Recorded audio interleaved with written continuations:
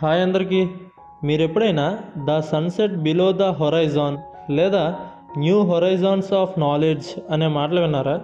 ఈ హొరైజాన్ అనే ఇంగ్లీష్ పదం అర్థం తెలుగులో ఏంటో, ఎలా వాడాలో ఈ వీడియోలో మనం తెలుసుకుందాం. So let's begin. దీనికి డెఫినేషన్ చూస్తే the line wear the land and sky seems to meet అని, అంటే భూమి మరియు ఆకాశం కలిసే కనిపించే రేఖ అని.